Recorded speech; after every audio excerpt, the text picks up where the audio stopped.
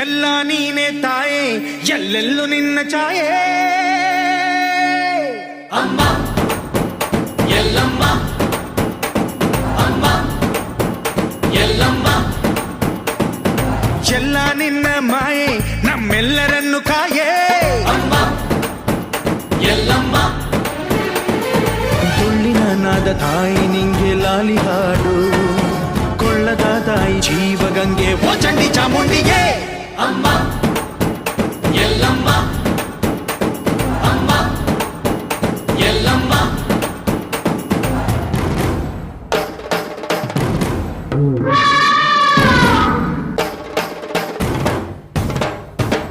ಕಿತ್ತೂರ ಗೆದ್ದು ಉದ್ದ ಬೀಳುವೆ ತಾಯಿ, ಇಲ್ಲದಿದ್ದರೆ ರಣದಾಗ ಬಿದ್ದು ಹೋಗುವೆ. ಇದು ಕದ್ದ ಮಾತಲ್ಲ ಎಂದು ಶಪಥಗೈದ ಕ್ರಾಂತಿ ವೀರ ಸಂಗೊಳ್ಳಿ ರಾಯಣ್ಣ.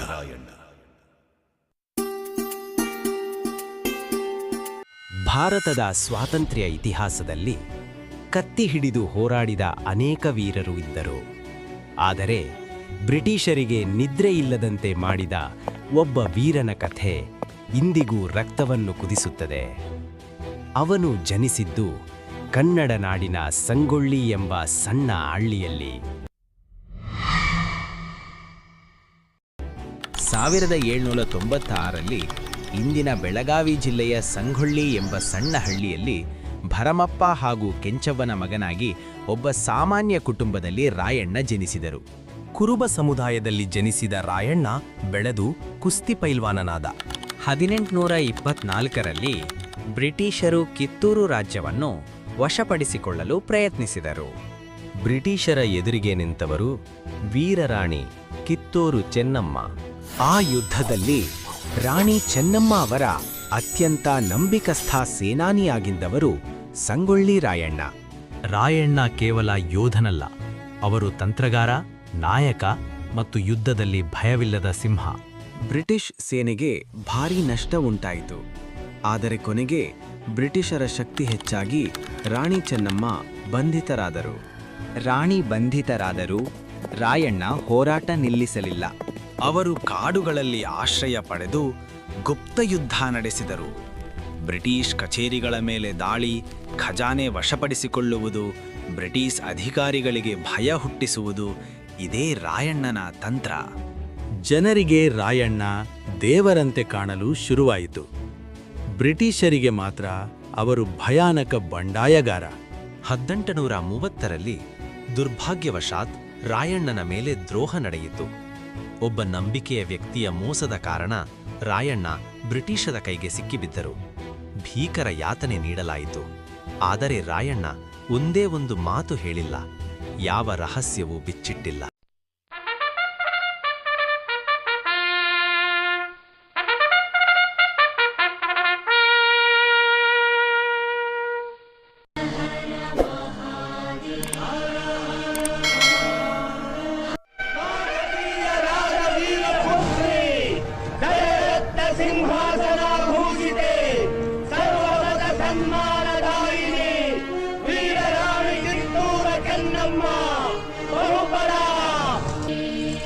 ಕುಳಿತುಕೊಳ್ಳಿ.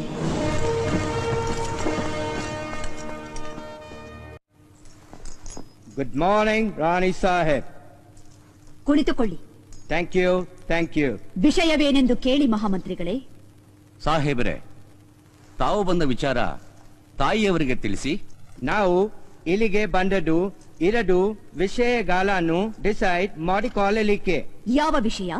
ನೀವು ಮನ್ರು ಒಪ್ಪಂದದ ಪ್ರಕಾರ ಕಪ್ಪವನ್ನು ಕೊಡುತ್ತಿಲ್ಲ, ಯಾಕೆ? ಕಪ್ಪ? ನಾವು ನಿಮಗೆ ಕಪ್ಪ ಕೊಡಬೇಕೆ?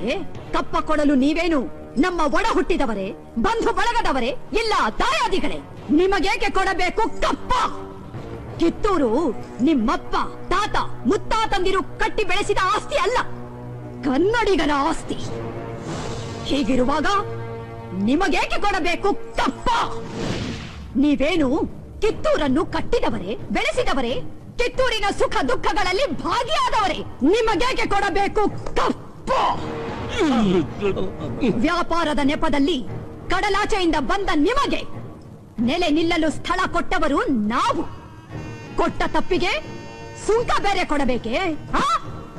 ಶತಮಾನಗಳಿಂದ ಸ್ವತಂತ್ರವಾಗಿ ಬದುಕುತ್ತಲಿರುವ ಈ ರಾಣಿ ಸಾಹೇಬ್, ಅಂದು ಕಪ್ಪ ಕೊಡುತ್ತುವೆಂದು ಒಪ್ಪಂದ ಮಾಡಿಕೊಂಡವರು ನೀವು. ನಿಮ್ಮ ಮೋಸದ ಒಪ್ಪಂದಕ್ಕೆ ನಾವು ಮನ್ನಣೆ ಕೊಡಬೇಕೆ? ಅದೆಂದಿಗೂ ಸಾಧ್ಯವೇ ಇಲ್ಲ. ನಿಮ್ಮ ಮಗ ಶಿವಲಿಂಗ ರುದ್ರ ಸರ್ಜನ ಮಾಡಿಕೊಂಡ ಒಪ್ಪಂದಕ್ಕೆ ಬೆಲೆ ಇಲ್ಲವೇ? ಖಂಡಿತ ಇಲ್ಲ. ಮೋಸದ ಒಪ್ಪಂದಕ್ಕೆ ಕಿತ್ತೂರು ಎಂದಿಗೂ ಬೆಲೆ ಕೊಡುವುದಿಲ್ಲ. ಆಲ್ ರೈಟ್, ಆದರೆ ಅವನು ಚತ್ತ ನಂತರ ದತ್ತಕ ಬೇರಿ ಮಾಡಿಕೊಂಡಿದ್ದೀರಾ? ಲಾರ್ಡ್ ಡಲ್ ಹೌಸಿ ಕಾಯ್ದೆ ಪ್ರಕಾರ ದತ್ತಕ ಮಾಡಿಕೊಳ್ಳುವಂತಿಲ್ಲ. ದತ್ತಪುತ್ರ ರಾಜುವಾಲುವಂತೆ ಇಲ್ಲ. ಇದನ್ನು ಕಂಪನಿ ಸರ್ಕಾರ ಒಪ್ಪಿಕೊಳ್ಳುವುದಿಲ್ಲ. ಏಯ್ ಠಾಕರೆ, ಬಾಯಿ ಬಿಗಿ ಹಿಡಿದು ಮಾತನಾಡು. ಕಾಪಿಯೇ, ನಮಗೆ ಆಜ್ಞೆ ಮಾಡಲು ಯಾರು ನೀನು? ಇದು ನಮ್ಮ ಜನ್ಮಭೂಮಿ. ಇದನ್ನು ಆಳುವ ಹಕ್ಕು ನಮ್ಮದು. ನಮ್ಮ ನಾಡ ಸಿಂಹಾಸನ ದೊರೆಯನ್ನು ನೇಮಿಸಬೇಕಾದವರು ನಾವು, ನೀವಲ್ಲ.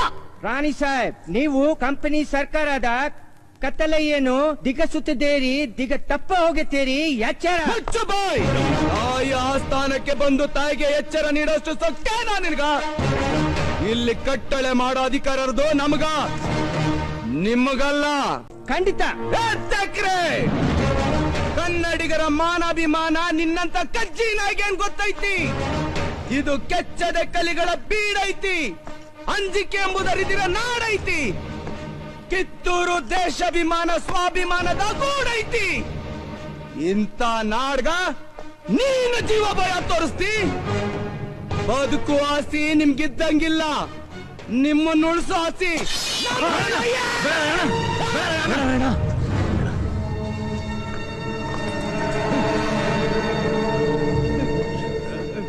ಸಮಾಧಾನ ರಾಯಣ್ಣ, ಆಕ್ರೋಶ ಬೇಡ, ಸಮಾಧಾನ. ಗುರುದೇವ, ಹೆತ್ತ ತಾಯಿ ಕತ್ತು ಇಚ್ಕೋಕೆ ಒಳ ಸಂಚು ನಡ್ಸೋ ಮಂಗೇನ್ ಮಕ್ಕಳು ಮಾತ್ ಕೇಳಿ ಅಂಜಿಕೊಂಡು ಕೂರಕ ನಾ ಶಂಡಲ್ರಿ. ಕಿತ್ತೂರು ತಾಯಿ ಚೆನ್ನವನ ಬಂಟದನಿ. ಅಪ್ಪಣೆ ಕೊಡಿ ತಾಯಿ.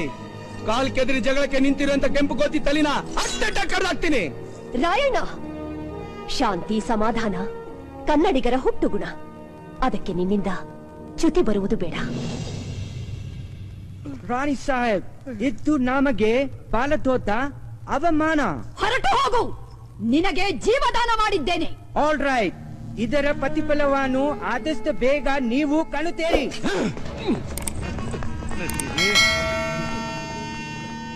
ಅದು 1831 ಜನವರಿ 26. ಬೆಳಗಾವಿ ಜಿಲ್ಲೆಯ ನಂದಗಡದಲ್ಲಿ ಜನಸಾಗರವೇ ಹರಿದು ಬಂದಿತ್ತು. ಆದರೆ ಅಲ್ಲಿ ಉತ್ಸವದ ಸಂಭ್ರಮವಿರಲಿಲ್ಲ. ಬದಲಿಗೆ ಸ್ಮಶಾನದ ಮೌನ ಆವರಿಸಿತ್ತು. ಪ್ರತಿಯೊಬ್ಬರ ಕಣ್ಣಲ್ಲಿ ನೀರು, ಎದೆಯಲ್ಲಿ ಅಸಹಾಯಕತೆಯ ಆಕ್ರೋಶ. ಯಾಕೆಂದರೆ ಅಂದು ಬ್ರಿಟಿಷ್ ಸಾಮ್ರಾಜ್ಯ ಒಬ್ಬ ಅಪ್ರತಿಮ ದೇಶಭಕ್ತನನ್ನು, ಕೆಚ್ಚೆದೆಯ ವೀರನನ್ನು ಸಾವಿರಾರು ಜನರ ಎದುರೇ ಗಲ್ಲಿಗೇರಿಸಲು ಸಜ್ಜಾಗಿತ್ತು. ಆ ವೀರನ ಕುತ್ತಿಗೆಗೆ ನೇಣು ಬಿಗಿಯುತ್ತಿದ್ದಂತೆ ಬ್ರಿಟಿಷ್ ಅಧಿಕಾರಿಗಳು ಸಮಾಧಾನದ ನಿಟ್ಟುಸಿರು ಬಿಟ್ಟರು. ದೊಡ್ಡ ಕಂಟಕವೊಂದು ದೂರವಾಯಿತು, ಹಮ್ಮಿರನ ಆಟ ಮುಗಿಯಿತು ಎಂದು ಬೀಗಿದರು. ಆದರೆ ಆ ಮೂರ್ಖರಿಗೆ ತಿಳಿದಿರಲಿಲ್ಲ, ರಾಯಣ್ಣನ ಸಾವು ಅಂತ್ಯವಲ್ಲ, ಅದು ಹೊಸದೊಂದು ಯುಗದ ಆರಂಭ ಎಂದು. ಆ ಬಲಿದಾನ ಮುಂದೆ ಬರಲಿದ್ದ ಸ್ವಾತಂತ್ರ್ಯ ಸಂಗ್ರಾಮದ ಮಹಾಯಜ್ಞಕ್ಕೆ ಬಿದ್ದ ಪವಿತ್ರ ಆಹುತಿಯಾಗಿತ್ತು. ಬ್ರಿಟಿಷರು ಆ ವೀರನ ದೇಹವನ್ನು ಮಣ್ಣು ಮಾಡಿರಬಹುದು, ಆದರೆ ಅವನ ಹೆಸರನ್ನು ಅಳಿಸಲಾಗಲಿಲ್ಲ. ಸಂಗೊಳ್ಳಿ ರಾಯಣ್ಣ ಎಂಬ ಆ ಹೆಸರು ಕೇವಲ ಹೆಸರಾಗಿ ಉಳಿಯಲಿಲ್ಲ. ಅದು ಬ್ರಿಟಿಷ್ ಸಾಮ್ರಾಜ್ಯದ ಅಡಿಪಾಯವನ್ನೇ ದಶಕಗಳ ಕಾಲ ನಡುಗಿಸಿದ ಸಿಂಹ ಸ್ವಪ್ನವಾಯಿತು. ಅಷ್ಟಕ್ಕೂ ಯಾರು ಆ ವೀರ? ಕುರುಬ ಸಮುದಾಯದಲ್ಲಿ ಜನಿಸಿದ ಒಬ್ಬ ಸಾಮಾನ್ಯ ಹುಡುಗ, ಕಿತ್ತೂರು ಸಂಸ್ಥಾನದ ಸೇನಾ ದಂಡನಾಯಕನಾಗಿ ಬೆಳೆದ ಆ ರಣಕಲಿ ಮತ್ಯಾರೂ ಅಲ್ಲ, ಕ್ರಾಂತಿವೀರ ಸಂಗೊಳ್ಳಿ ರಾಯಣ್ಣ. ಬನ್ನಿ, ಆ ಅಪ್ರತಿಮ ದೇಶಪ್ರೇಮಿಯ ರೋಚಕ ಜೀವನಗಾಥೆಯನ್ನು ತಿಳಿಯೋಣ. ಸಮಯ 1798 ಆಗಸ್ಟ್ 15. ಸ್ಥಳ ಬೆಳಗಾವಿ ಜಿಲ್ಲೆಯ ಬೈಲಹೊಂಗಲ ತಾಲೂಕಿನ ಸಂಗೊಳ್ಳಿ ಗ್ರಾಮ. ಈ ಪುಟ್ಟ ಹಳ್ಳಿಯಲ್ಲಿ ಭರಮಪ್ಪ ಮತ್ತು ಕೆಂಚವ್ವ ದಂಪತಿಯ ಮಗನಾಗಿ ರಾಯಣ್ಣ ಜನಿಸಿದರು. ಅದು ಕೇವಲ ಒಂದು ಸಾಧಾರಣ ಹುಟ್ಟಾಗಿರಲಿಲ್ಲ. ಕುರುಬ ಜನಾಂಗದ ಶೌರ್ಯದ ರಕ್ತ ಆ ಕುಟುಂಬದಲ್ಲಿ ಹರಿಯುತ್ತಿತ್ತು. ತಲೆಮಾರುಗಳಿಂದಲೂ ನಾಡಿನ ರಕ್ಷಣೆಗಾಗಿ ನಿಂತಿದ್ದ ಮನೆತನ ಅದು. ಅಂತಹ ವೀರ ಪರಂಪರೆಯಲ್ಲಿ ಜನಿಸಿದ ರಾಯಣ್ಣ ಮುಂದೆ ಇತಿಹಾಸವನ್ನೇ ಬದಲಿಸುತ್ತಾನೆ ಎಂದು ಅಂದು ಯಾರಿಗೂ ತಿಳಿಯಲಿಲ್ಲ. ರಾಯಣ್ಣನ ಧೈರ್ಯ ಆಕಸ್ಮಿಕವಲ್ಲ, ಅದು ಅವನ ರಕ್ತದಲ್ಲೇ ಹರಿಯುತ್ತಿದ್ದ ಬಳುವಳಿ. ಇತಿಹಾಸ ಮತ್ತು ಜನಪದಗಳು ಹೇಳುವಂತೆ ರಾಯಣ್ಣನ ತಾತ ರೋಗಪ್ಪ ವೀರಪ್ಪ ಸಾಧಾರಣ ವ್ಯಕ್ತಿಯಾಗಿರಲಿಲ್ಲ. ಯುದ್ಧ ಭೂಮಿಯಲ್ಲಿ ಅವರು ತೋರುತ್ತಿದ್ದ ಅಪ್ರತಿಮ ಪರಾಕ್ರಮಕ್ಕೆ ಮೆಚ್ಚಿ ಸ್ವತಃ ಕಿತ್ತೂರು ದೇಸಾಯರೇ ಅವರಿಗೆ 1000 ಒಂಟೆ ಸರದಾರ ಎಂಬ ಘನವೆತ್ತ ಬಿರುದು ನೀಡಿ ಗೌರವಿಸಿದ್ದರು. ಕೇವಲ ಯುದ್ಧವಷ್ಟೇ ಅಲ್ಲ, ರೋಗಪ್ಪನವರ ಕೈಯಲ್ಲಿ ಕತ್ತಿಯ ಜೊತೆಗೆ ಸಂಜೀವಿನಿಯೂ ಇತ್ತು. ಹೌದು, ಅವರು ಆ ಕಾಲದ ಶ್ರೇಷ್ಠ ಆಯುರ್ವೇದ ಪಂಡಿತರೂ ಆಗಿದ್ದರು. ಇನ್ನು ರಾಯಣ್ಣನ ತಂದೆ ಭರಮಪ್ಪ, ಇವರೇನು ಸಾಮಾನ್ಯರಲ್ಲ.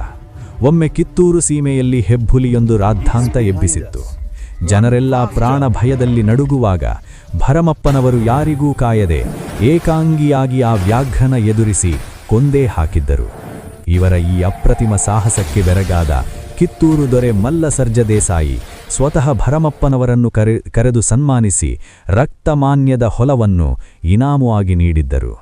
ಹುಲಿ ಕೊಂದ ವೀರನ ಮಗನಾದ ರಾಯಣ್ಣನಿಗೆ ಧೈರ್ಯ ಎನ್ನುವುದು ರಕ್ತಗತವಾಗಿ ಬಂದಿತ್ತು. ಮನೆಯಲ್ಲಿ ಶೌರ್ಯದ ಕಥೆಗಳು, ಹೊರಗೆ ಗರಡಿ ಮನೆಯ ಗಮ್ಮತ್ತು. ಹೀಗೆ ಸಾಹಸ ಮತ್ತು ಸ್ವಾಮಿನಿಷ್ಠೆಯ ವಾತಾವರಣದಲ್ಲಿ ರಾಯಣ್ಣನ ಬಾಲ್ಯ ಅರಳಿತು. ಅಂದಿನ ಕಾಲಕ್ಕೆ ಸಂಗೊಳ್ಳಿಯ ಗರಡಿಮನೆ ಎಂದರೆ ವೀರರನ್ನು ತಯಾರು ಮಾಡುವ ಕಾರ್ಖಾನೆಯಂತಿತ್ತು. ಬೇರೆ ಮಕ್ಕಳಿಗೆ ಮನೆಯ ಅಂಗಳವೇ ಆಟದ ಮೈದಾನವಾಗಿದ್ದರೆ, ಬಾಲಕ ರಾಯಣ್ಣನಿಗೆ ಗರಡಿಮನೆಯ ಕೆಂಪು ಮಣ್ಣೇ ಪ್ರಪಂಚವಾಗಿತ್ತು. ಅಲ್ಲಿನ ತಾಲೀಮು ಅವನ ಬದುಕಿನ ಉಸಿರಾಗಿತ್ತು. ಆ ಗರಡಿಮನೆಯಲ್ಲಿ ರಾಯಣ್ಣ ಪಳಗಿದ್ದು ಒಂದಾ ಎರಡ, ಕತ್ತಿವರಸೆ, ದೊಣ್ಣೆ ವರಸೆ, ಕುಸ್ತಿ, ಹೀಗೆ ಎಲ್ಲದರಲ್ಲೂ ಎತ್ತಿದ ಕೈ. ಅದರಲ್ಲೂ ಕವಣೆ ಬೀಸುವುದರಲ್ಲಿ ರಾಯಣ್ಣನಿಗೆ ಸಾಟಿಯೇ ಇರಲಿಲ್ಲ. ಇನ್ನು ಅವನ ರೂಪದ ಬಗ್ಗೆ ಹೇಳೋದಾದ್ರೆ, ಬರೋಬ್ಬರಿ 7 ಅಡಿ ಎತ್ತರದ ಆಜಾನುಬಾಹು, ಉಕ್ಕಿನಂತಹ ದೇಹ, ಚಿರತೆಯ ಓಟ ಮತ್ತು ಸಿಂಹದ ಗತ್ತು. ಅವನು ಎದ್ದು ನಿಂತರೆ ಸಾಕ್ಷಾತ್ ಪರ್ವತವೇ ನಿಂತಂತೆ ಭಾಸವಾಗುತ್ತಿತ್ತು. ವೃತ್ತಿಯಲ್ಲಿ ಕೃಷಿಕನಾದರೂ ಪ್ರವೃತ್ತಿಯಲ್ಲಿ ಅವನೊಬ್ಬ ಹುಟ್ಟು ಹೋರಾಟಗಾರ. ನೇಗಿಲು ಹಿಡಿಯಬೇಕಾದ ಕೈಗಳು ನಾಡ ರಕ್ಷಣೆಗಾಗಿ ಕತ್ತಿ ಹಿಡಿಯಲು ಹಾತೊರೆಯುತ್ತಿದ್ದವು.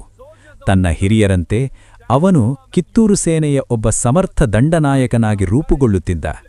ಆದರೆ ವಿಪರ್ಯಾಸ ನೋಡಿ, ತಾನು ನಡೆಯುತ್ತಿರುವ ಈ ಹಾದಿ ಮುಂದೆ ಇತಿಹಾಸದ ಪುಟಗಳಲ್ಲಿ ಸುವರ್ಣ ಅಕ್ಷರಗಳಲ್ಲಿ ಅಚ್ಚಳಿಯದೆ ಉಳಿಯಲಿದೆ ಎಂಬ ಸಣ್ಣ ಕಲ್ಪನೆಯೂ ಆ ಮುಗ್ಧ ಜೀವಕ್ಕಿರಲಿಲ್ಲ. ವಿಧಿಲಿಖಿತ ಬೇರೆಯೇ ಇತ್ತು. ಬ್ರಿಟಿಷರ ಅಟ್ಟಹಾಸದ ಗಾಳಿ ಕಿತ್ತೂರಿನ ಕಡೆಗೆ ಬೀಸಲು ಶುರುವಾಗಿತ್ತು. ಅವರು ಕಿತ್ತೂರಿನ ದೀಪವನ್ನು ಆರಿಸಲು ಬಂದಿದ್ದರು. ಆದರೆ ಅವರಿಗೆ ತಿಳಿದಿರಲಿಲ್ಲ, ಆ ದೀಪವನ್ನು ಕಾಯಲು ರಾಯಣ್ಣ ಎಂಬ ಜ್ವಾಲೆ ಸಿದ್ಧವಾಗುತ್ತಿದೆ ಎಂದು. ಆ ಸಾಮ್ರಾಜ್ಯಶಾಹಿ ಬಿರುಗಾಳಿಯನ್ನು ಎದುರಿಸುವ ಮಹಾನ್ ಶಕ್ತಿಯಾಗಿ ರಾಯಣ್ಣ ಅಂದು ರೂಪುಗೊಳ್ಳುತ್ತಿದ್ದ. ಅದು 19ನೇ ಶತಮಾನದ ಆರಂಭ. ಬ್ರಿಟಿಷ್ ಈಸ್ಟ್ ಇಂಡಿಯಾ ಕಂಪನಿ ಎಂಬ ಹೆಬ್ಬಾವು ಇಡೀ ಭಾರತವನ್ನು ತನ್ನ ಕಪಿಮುಷ್ಟಿಯಲ್ಲಿ ಬಿಗಿಯುತ್ತಿತ್ತು. ಕೇವಲ ವ್ಯಾಪಾರಕ್ಕೆಂದು ತಕ್ಕಡಿ ಹಿಡಿದು ಬಂದವರು ನಮ್ಮ ರಾಜರ ಒಳಜಗಳವನ್ನೇ ಬಂಡವಾಳ ಮಾಡಿಕೊಂಡರು. ತಕ್ಕಡಿ ಹಿಡಿದ ಕೈಗಳು ಈಗ ಕತ್ತಿ ಹಿಡಿದು ಇಡೀ ದೇಶವನ್ನೇ ಆಳುವ ಕುತಂತ್ರದ ಜಾಲವನ್ನು ಹೆಣೆಯುತ್ತಿದ್ದವು. ಭಾರತವನ್ನು ನುಂಗಲು ಅವರು ಹೂದಿದ ಕುತಂತ್ರಗಳು ಒಂದೆರಡಲ್ಲ. ಆದರೆ ರಾಜಮನೆತನಗಳ ಪಾಲಿಗೆ ಮರಣಶಾಸನವಾಗಿದ್ದು ಆ ಒಂದು ನೀತಿ. ಅದೇ ದತ್ತು ಮಕ್ಕಳಿಗೆ ಹಕ್ಕಿಲ್ಲ ಎಂಬ ಕಾಯ್ದೆ. ರಾಜನಿಗೆ ಗಂಡು ಸಂತಾನವಿಲ್ಲದಿದ್ದರೆ ಸಾಕು, ದತ್ತು ತೆಗೆದುಕೊಳ್ಳುವ ಹಕ್ಕನ್ನು ನಿರಾಕರಿಸಿ ಇಡೀ ರಾಜ್ಯವನ್ನೇ ಬ್ರಿಟಿಷ್ ಸರ್ಕಾರ ಮುಟ್ಟುಗೋಲು ಹಾಕಿಕೊಳ್ಳುತ್ತಿತ್ತು. ಅಂದಿನ ಕಿತ್ತೂರು ಕೇವಲ ಒಂದು ಸಂಸ್ಥಾನವಾಗಿರಲಿಲ್ಲ, ಅದು ಸಿರಿವಂತಿಕೆ ಮತ್ತು ಸ್ವಾಭಿಮಾನದ ಗೂಡಾಗಿತ್ತು. ಆದರೆ 1824ರಲ್ಲಿ ಆ ಸಂಸ್ಥಾನಕ್ಕೆ ಗ್ರಹಣ ಹಿಡಿಯಿತು. ರಾಜ ಮಲ್ಲಸರ್ಜರ ಉತ್ತರಾಧಿಕಾರಿ ದೊರೆ ಶಿವಲಿಂಗ ರುದ್ರಸರ್ಜರು ತೀವ್ರ ಅನಾರೋಗ್ಯದಿಂದ ಅಕಾಲಿಕ ಮರಣ ಹೊಂದಿದರು. ಸ್ವಂತ ಮಕ್ಕಳಿಲ್ಲದ ಕಾರಣ ರಾಜವಂಶ ಅಳಿಯಬಾರದೆಂಬ ದೂರದೃಷ್ಟಿಯಿಂದ ಅವರು ಸಾವಿಗೂ ಮುನ್ನವೇ ಮಾಸ್ತಮರಡಿ ಗೌಡರ ಮಗನಾದ ಶಿವಲಿಂಗಪ್ಪನನ್ನು ದತ್ತು ತೆಗೆದುಕೊಂಡಿದ್ದರು.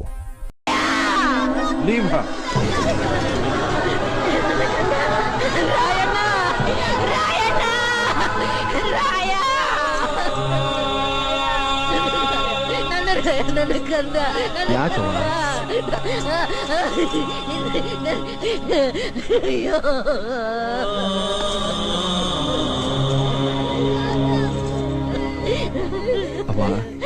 ರಾಯ, ಕುತ್ತಿಗೆಗೆ ಹಗ್ಗ ಬೀಳೋ ಹೊತ್ತಿನಾಗು ಎದೆ ನಡಗದ ಹಾಂಗ ನಿಂತಿರೋ ಈ ನಿನ್ನ ಗುಂಡಿಗೆ ಎಂಥ ಗುಂಡಿಗೆನೋ ಯಪ್ಪ.